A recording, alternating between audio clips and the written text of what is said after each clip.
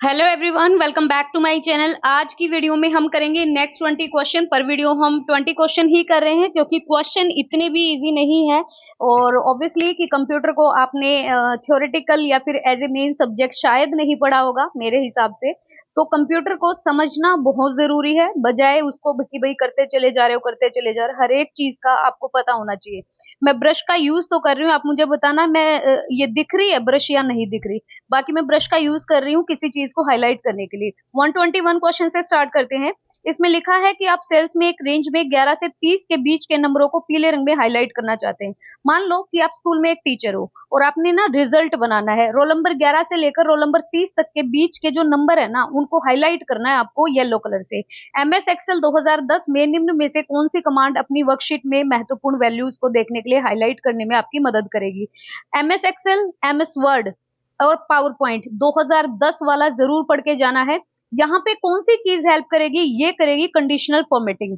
इसमें क्या बोला है कि आपको किसी भी न्यूमेरिकल वैल्यू को या किसी भी तरह के एक आंकड़ों को अगर आपको हाईलाइट करना है तो उसके लिए कंडीशनल फॉर्मेटिंग की का यूज किया जाता है या कमांड का यूज किया जाता है।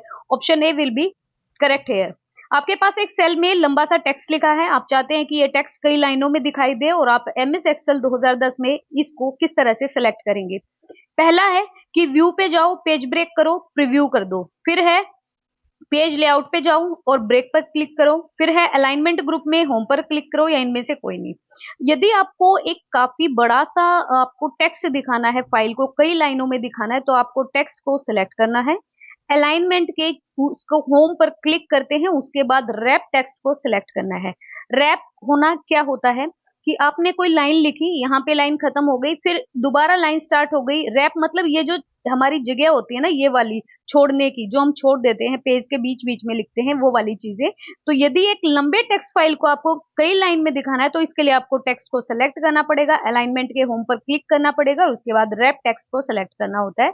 इसको हम ऑप्शन सी यहाँ पे करेक्ट रहेगा। आप एमएस एक्सेल वर्कशीट में एक ही कतार के अंदर एक खास रंग कैसे भर सकते हैं? ऑब्वियसली देखो, बॉर्डर कमांड कहाँ पे आप शो करोगे? फोंट कलर कलर करोगे वहां पे। अलाइनमेंट जो आपका पेज का हिस्सा होता है लेफ्ट एंड राइट साइड का, मैं ब्रश का यूज कर रही हूँ। आई डोंट नो कि आपको ब्रश, क्योंकि मुझे वीडियो में कहीं भी नहीं दिखता कि ब्रश यूज हो रहे। मैं स्क्रीन रिकॉर्डर यहाँ पे यूज कर रही हूँ, लेकिन ब्रश पता नहीं क्यों ही नहीं दिखाई दे रही। भाई थोड़ा सा एडजस्ट कीजिएगा। और मैंने कल ट्राई भी किया अलग अलग रिकॉर्डिंग ऐप से, तो ब्रश का मेरे को समझ नहीं आया। किसी को आइडिया है तो बता दीजिएगा। ऑप्शन ए यहाँ पे करेक्ट रहेगा। एक कतार के अंदर आपको स्पेशलाइजेशन देना है किसी कलर का, तो यहाँ पर फिल कलर कमांड का यूज कर सकते हैं, ऑप्शन ए। नेक्स्ट यहाँ पे चलते हैं, जल्दी जल्दी करेंगे। 124 नंबर क्वेश्चन है। आप एमएस एक्सेल 2010 वर्कशीट की एक सेल में टेक्स्ट की फॉन्ट या थीम को बदलना चाहते हो तो कौन सी कमांड का यूज करोगे? ऑब्वियसली अगर आपको किसी की फॉन्ट या थीम को चेंज करना है तो इसके लिए हम होम बटन पे जाएंगे और उसके फॉन्ट कमांड को चेंज करेंगे।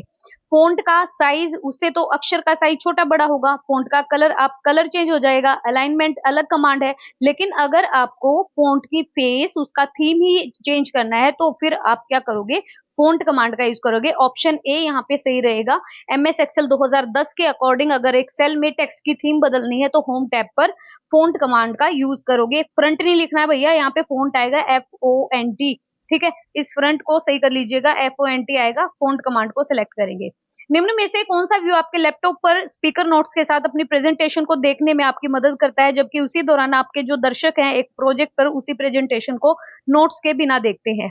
मतलब एक आपका जो लैपटॉप है वो स्पीकर नोट्स, स्पीकर भी बोल रहा है और नोट्स के साथ अपनी प्रेजेंटेशन को भी दिखा रहा है, जबकि उसी दौरान जो और लोग हैं वो एक प्रोजेक्ट पर उसी प्रेजेंटेशन को नोट्स के बिना देख पाते हैं। तो ऐसा होता है प्रेजेंटर में। ठीक है, स्लाइड शॉर्टर अलग चीज है। जब हम शुरू से सिलेक्ट करते हैं स्लाइड चलती रहती है, रीडिंग नहीं होगा, आउटलाइन नहीं होगा। तो प्रेजेंटर इसका बिल्कुल सही है। इससे यह पता चलता है कि इस प्रक्रिया को संपन्न कराने के लिए प्रेजेंटर व्यू का यूज किया जाएगा। नेक्स्ट है पावर प्लाइंट प्रेजेंटेशन में F7 बटन कीज की मैं आपको ना स्पेशली एक वीडियो दूंगी कि कौन कौन सी कीज आपको करनी है और ना उनको ना थोड़ा सा ना यूज किया करो प्रैक्टिकली। तो पावर पॉइंट में अगर हम बात करें प्रेजेंटेशन में, तो F7 यूज होता है आपका स्पेलिंग के लिए।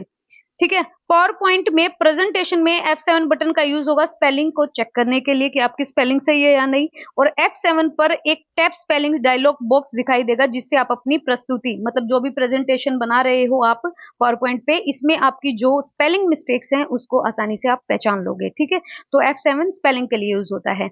निम्न में से कौन सी कंप्यूटर टेक्नोलॉजी उपयुक्त सुरक्षा उपायों के साथ डेटाबेस से डेटा को आसानी से आपको प्राप्त करने, डालने और संभालने में आपकी मदद कर रही है? ये होता है हमारा डाटाबेस मैनेजमेंट सिस्टम, डीबीएमएस जिसे कहते हैं। डीबीएमएस के एक दो क्वेश्चन जरूर पूछे जाते हैं अगर कंप्यूटर आता है तो डेटाबेस मैनेजमेंट सिस्टम के माध्यम से, सुरक्षा उपायों के माध्यम से आप डेटा को आसानी से डाल सकते हैं और उसको कंट्रोल भी कर सकते हैं। तो डीबीएमएस ये सॉफ्टवेयर आप यूज करोगे यहाँ पे। Option A. निम्न में से कौन सा विकल्प एक टेबल में रिकॉर्ड्स, जो आपके रिकॉर्ड आपने जो रख रखा है या फाइल बना रखी है, कुछ भी है, उसकी अनूठी पहचान बनाने में अच्छा मदद करता है? प्राइमरी की यूज करोगे, फॉरेन की यूज करोगे, चेक कंस्ट्रक्ट करोगे या डिफॉल्ट कंस्ट्रक्ट करोगे?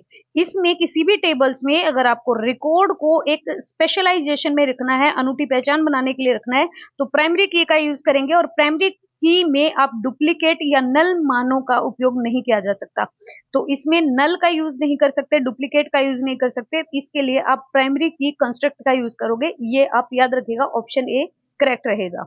नेक्स्ट है स्टोरेज डिवाइस, जो एक ही डेटा को बहुत सी अलग अलग डिस्क पर स्टोर करता है ताकि एक डैमेज हो जाने पर दूसरी वही डेटा पाया जाएगा, उसे क्या कहते हैं? इसने क्या बोला है कि मान लो आपके पास कोई स्टोरेज डिवाइस है, एक ही डाटा को बहुत सी अलग अलग डिस्क पे रख देगा। वो ऐसा नहीं है कि भाई एक ही डिस्क पे रखेगा सभी डेटा, नहीं, अलग अलग डिस्क पे रखेगा। अगर एक डिस्क खराब हो जाती है, डैमेज हो जाती है, तो आपको दूसरी पे वही डेटा मिल जाएगा। इसे कहते हैं रेड। रेड क्या होता है? इसकी फुल फॉर्म होती है redundant array of index expensive, index नहीं, हाँ सॉरी, इंड एक्सपेंसिव या इंडिपेंडेंट डिस्क बोल सकते हैं। फुल फॉर्म तो बिल्कुल रट लीजिएगा, redundant array of independent disk कह लो या फिर इंड एक्सपेंसिव रिस्क कह लो, डिस्क कह लो। यह डेटा विजुअलाइजेशन की एक तरह की प्रक्रिया है जो कई सॉलिड स्टेट ड्राइव, जो हमारी एसएसडी होती है या फिर हार्ड ड्राइव का यूज करती है, जिससे डेटा के अतिरेक और प्रदर्शन में सुधार होता है। और इसके माध्यम से यदि कोई भी सिस्टम या एक डिस्क क्रैश हो जाती है तो आप दूसरी जो डिस्क है हमारी उसमें डेटा बिल्कुल सेफ रहता है। तो रेड बिल्कुल याद रखिएगा। मैग्नेटिक टेप, ये भी हमारी सेकेंडरी मेमोरी है, फ्लॉपी डिस्क, मैग्नेटिक डिस्क। लेकिन जो हमारी रेड है, redundant array of independent disk, ये एक ऐसी प्रक्रिया है, अगर एक डिस्क में कुछ प्रॉब्लम हो जाती है, क्रैश हो जाती है एक डिस्क, तो दूसरे डिस्क में आपको सारा डेटा मिल जाएगा। कंप्यूटर निम्न में से कौन सा कार्य नहीं करता? कंप्यूटिंग तो करता है, प्रोसेसिंग भी करता है, कंट्रोलिंग भी करता है, लेकिन अंडरस्टैंडिंग नहीं करता।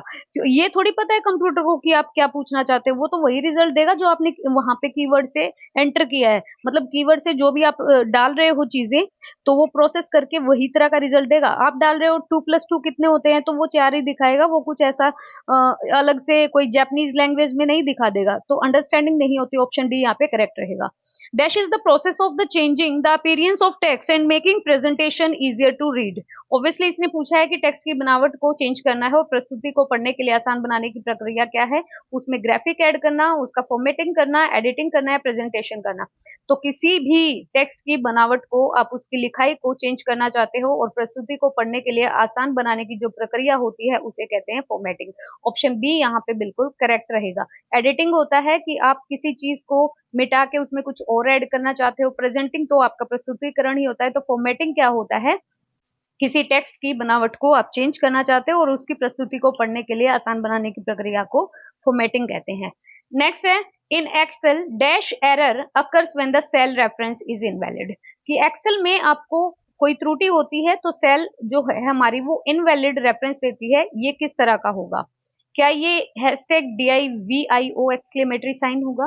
क्या ये हैशटैग नेम क्वेश्चन मार्क होगा? क्या ये हैशटैग REF एक्सक्लेमेटरी होगा? या फिर क्या ये हैशटैग वैल्यू एक्सक्लेमेटरी होगा? एक्सेल में आपको अगर कोई भी मिस्टेक दिखाई देती है, त्रुटि दिखाई देती है, तो इसके लिए हैशटैग REF ये दिखाई देगा। जब कोई सूत्र किसी ऐसे सेल को दिखाएगा जो मान्य नहीं है, ऐसा सेल जो आप सेल बनाते हो ना MS एक्सेल में, रो और कॉलम को जोड़ के एक सेल जो बनती है, इस तरह की मैं यूज तो कर रही हूँ भैया, अब आपको ब्रश पता नहीं क्यों नहीं दिख रही, मेरे को समझ भी नहीं आ रहा है इनका सिस्टम। तो अगर आपको किसी चीज को हाईलाइट करना है तो ये उस सेल को दिखाएगा जो मान्य नहीं है, और यह मुख्यतः उन सेल को हटाने के कारण होता है जिसका सूत्र उल्लेख कर रहा है। तो ये REF ये हमारी एक्सेल में त्रुटि को दिखाता है, जो हमारी मिसप्लेट होता है उसको दिखाता है। नेक्स्ट है dash is one way encryption algorithm that does not use any key to encrypt और डिस्क्रिप्ट और डिक्रिप्ट द डेटा।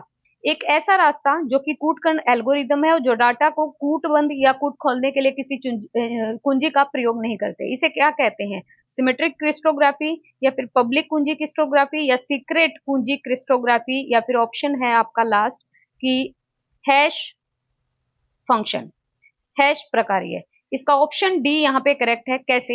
हैश प्रकार्य एक मार्ग है, एक रास्ता है कूटकरण एल्गोरिदम जो डेटा को कूटबद्ध या कूट खोलने के लिए किसी कुंजी का प्रयोग नहीं करती है।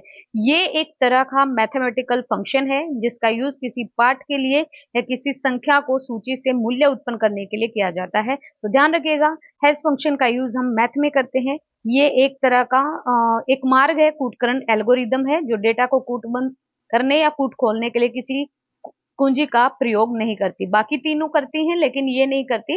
आप ध्यान रखिएगा, यहाँ पे जो आंसर होगा वो हैश प्रकार्य है। तो यहाँ पर सिमेट्रिक क्रिप्टोग्राफी हो सकती है, आपकी कुंजी क्रिप्टोग्राफी हो सकती है, और आपकी सीक्रेट भी हो सकती है जिसे हम खोलने और किसी कुंजी को कूट खोलने या कूटबंद करने में यूज करते हैं। लेकिन आपका जो ये हैश का है, ये आपका मैथ का फॉर्मूले में यूज होता है, हैश फंक्शन। नेक्स्ट है in page tab dash is use to reduce और अनलार्ज द प्रिंट। एक पेज टैब में आप डैश का प्रयोग प्रिंट को घटाने के लिए या बढ़ाने के लिए करते हैं। इसमें orientation, paper size, page numbering या स्केलिंग। तो इसमें आपका यूज होगा स्केलिंग। मैं आपको बता दूं कि ओरिएंटेशन क्या होता है। देखो, दो ओरिएंटेशन होते हैं हमारे पेज के, एक होता है हॉरिजॉन्टल, एक होता है हमारा वर्टिकल। तो एक को आप क्या कहोगे, एक तो मतलब हॉरिजॉन्टल, जब आप फोन को बिल्कुल मतलब एक फुल स्क्रीन पे अगर आप वीडियो देख रहे हो तो वो हॉरिजॉन्टल वे में होता है, लेकिन आप शॉर्ट्स देख रहे हो तो वो वर्टिकल वे में होता है। इसको बहुत आसानी से समझ जाओगे ओरिएंटेशन। पेपर का साइज एक अलग चीज है, पेज को नंबरिंग करना अलग है, लेकिन स्केलिंग क्या होता है? स्केलिंग वो होता है जब हम किसी प्रिंट को घटाने के लिए या बढ़ाने के लिए यूज करते हैं। पेज टैब में स्केलिंग का यूज हम प्रिंट को घटाना या बढ़ाने के लिए करते हैं, और पृष्ठांकन में पेज पर नंबर लिखे जाते हैं। तो ऑब्वियसली पेज नंबरिंग में तो पेज नंबरिंग ही होगी, लेकिन अगर आपको पेज टैब में स्केलिंग करनी है तो इसका यूज प्रिंट को घटाने या बढ़ाने में किया जाता है। विशिंग का मतलब क्या है? विशिंग का आपको पूछा है fishing, voice fishing, SMS fishing या ऑल ऑफ द अबव। तो विशिंग का जो मतलब होता है वो फिशिंग से है। फिशिंग एक तरह का ना एक अटैक होता है हमारे सिस्टम पर, सोशल इंजीनियरिंग अटैक, जो फोन पर होता है। इसमें फ्रॉड करने वाला कॉल करके आपको आपकी व्यक्तिगत पहचान बताएगा कि भाई आपका आपका ये अकाउंट इस नाम से है और आप ये बोल रहे हो। उनको ना सारी जानकारी होती है, फिर बोलेगा, इसमें फ्रॉड करने वाला आपकी जानकारी निकालने का प्रयास करेगा। हाँ हाँ ठीक है, अब आपके वहां पे फोन पे OTP आया होगा, वो बता दो, आप ये जीत गए। आपके बैंक खाते तक पहुंचने का प्रयास करता है, अपना अकाउंट नंबर बता दो, हम आपके अकाउंट में ये पैसे डालेंगे। तो विशिंग का मतलब ही क्या होता है? वॉइस फिशिंग से है कि भाई वो एक तरह का अटैक होता है, सोशल इंजीनियरिंग, और फोन फोन करके व्यक्तिगत जानकारी चुराने के चक्कर में आपको आपसे व्यक्तिगत जो आपकी इंडिविजुअल डिटेल है वो निकलवाने के लिए यूज किया जाता है। Next is the memory management scheme that allows the processor to be stored non-contiguously in the memory is dash. Dash में मेमोरी प्रबंधक एक क्रिया को आवंटित उपलब्ध मेमोरी के सबसे खंड में रखता है। इसको क्या कहते हैं? या इसको पेजिंग, स्पूलिंग, स्वैपिंग, या इनमें से कोई नहीं। इसको कहते हैं पेजिंग। पेजिंग क्या है? एक मेमोरी प्रबंधन योजना है, एक मेमोरी का क्या कहेंगे हम, एक सेकंड रुकिए, ऊपर देख, ये एक क्या है? मैनेजमेंट की स्कीम है, ठीक है, मेमोरी प्रबंधन स्कीम है जो प्रक्रिया को मेमोरी में गैर सन्निहित रूप से, मतलब एक अनवैलिड तरीके से संग्रहित करने की अनुमति देती है पेजिंग। और ये आधुनिक ऑपरेटिंग सिस्टम जो हमारे OS हैं उसमें वर्चुअल मेमोरी का एक महत्वपूर्ण हिस्सा है। तो पेजिंग जो है वो एक मेमोरी प्रबंधन योजना है। आप ऑप्शन ए बिल्कुल यहाँ पे करेक्ट रहेगा। नेक्स्ट हम चलते हैं, in PowerPoint WordArt you can easily create. क्या है? पावर पॉइंट में वर्ड आर्ट का यूज करते हुए आप क्या बना सकते हैं? तो इसके द्वारा हम देखो लोगो भी बना सकते हैं, हम सील्स भी बना सकते हैं, बैनर भी बना सकते हैं। वर्ड आर्ट वही तो होता है भैया, आपको वर्ड आर्ट का पता भी होगा। वर्ड आर्ट, डब्लू करके ना साइन मिलेगा आपके कंप्यूटर में, देखना एक बार पावर पॉइंट खोल के। इसमें ना आप इसको यूज करके, आप वर्ड आर्ट का यूज करके आसानी से अपने लोगो बनवा सकते हैं, मतलब थंबनेल बनवाना है, कोई किसी चीज का लोगो बनवाना है, आप मोहर भी बनवा सकते हैं और बैनर का भी इस्तेमाल कर सकते हैं, तो बैनर भी बनवा सकते हैं वर्ड आर्ट से। नेक्स्ट है, नेक्स्ट हमारा क्वेश्चन है, in a word document dash is use to type the letter only once. एक वर्ड दस्तावेज में किसका प्रयोग एक अक्षर को केवल एक बार ही अंकित करने के लिए किया जाता है? तो देखिए यहाँ पर लिखा है Outlook, mail merge, messaging, email. तो इसके लिए ना मेल मर्ज का आप यूज करोगे। कैसे? एक वर्ड दस्तावेज में मेल को मर्ज करना है, एक अक्षर को केवल एक बार टाइप करने के लिए होता है, तो मेल मर्ज जो होता है वो एमएस वर्ड की एक ऐसी फीचर है जिसकी हेल्प से आप एक बार में बहुत सारे लोगों को एक साथ किसी भी प्रकार पत्र भेज सकते हैं। यस, तो इसमें यही तो बोला, एक वर्ड दस्तावेज में किसका यूज करके आप एक अक्षर को केवल एक बार अंकित करने के लिए, यही है ना, वर्ड टाइप करने के लिए यूज होता है। तो आउटलुक अलग चीज है, मैसेजिंग मैसेज करना, ईमेल एक तरह की साइट है, लेकिन मेल मर्ज जो है इसमें आप टाइप करने के लिए होता है ये मेल मर्ज का, और इसमें आप एक हेल्प से एक बार बहुत सारे लोगों को एक साथ किसी भी प्रकार से पत्र भेज सकते हैं। आरटीओएस का मीनिंग क्या होता है? फुल फॉर्म पूछिए भैया। तो फुल फॉर्म होगी इसकी रियल टाइम ऑपरेटिंग सिस्टम। ये एक प्रकार का ऑपरेटिंग सिस्टम है, ओएस सिस्टम है, हार्डवेयर और यूजर के बीच एक इंटरफेस का काम करता है, और साथ ही ये सॉफ्टवेयर और हार्डवेयर के मध्य होने वाली सभी जो हमारी गतिविधियां हैं उनको भी संभालता है। तो real time operating system system इसकी फुल फॉर्म होगी। Special character that generally can not be type from the keyboard are known as. जो कीबोर्ड से स्पेशल जो कैरेक्टर है वो नहीं टाइप किए जा सकते, तो ये क्या कहलाते हैं? ये एक तरह के ना सिंबल कहलाते हैं, सिंबल। विशेष कैरेक्टर मतलब एक स्पेशल कैरेक्टर जो सामान्यतः कीबोर्ड से अंकित नहीं किए जा सकते, टाइप नहीं हो सकते, इसीलिए इनको सिंबल कहते हैं। इक्वेशन कीबोर्ड से डाल सकते हो, लेटर भी लिख सकते हो कीबोर्ड की मदद से, नंबर भी लिख सकते हो, लेकिन सिंबल नहीं बना सकते, तो ये हम कीबोर्ड से नहीं डाल सकते। तो यहाँ हुए हमारे 20 क्वेश्चन, आपको समझ भी आ रहा है, और अगर कोई क्वेश्चन में तकलीफ है या कोई प्रॉब्लम आ रही तो प्लीज उसको सर्च करिएगा एक बार, उसके कीवर्ड्स को, उसके जो मेन चीज है उसको सर्च करके जरूर पढ़िएगा। बाकी मैं करवा ही रही हूँ पीवाईक्यू। इसके अलावा अगर आपको साइंस की वीडियोस चाहिए, साइंस की वीडियोस भी हैं, हिंदी की भी हैं, इंग्लिश की भी है, हरियाणा जीके की भी है, नेशनल जीके की भी है, और आपका ये कंप्यूटर भी। मैं फिर साइंस का और जो अलग से प्रीवियस ईयर पूछे गए हैं उसको स्टार्ट करूंगी, पहले हम कंप्यूटर कर लेते हैं एक बार। प्लीज गाइज, अगर आपको वीडियो पसंद आए तो प्लीज चैनल को सब्सक्राइब करिएगा और दूसरों को शेयर करिएगा वीडियो को। Thank you.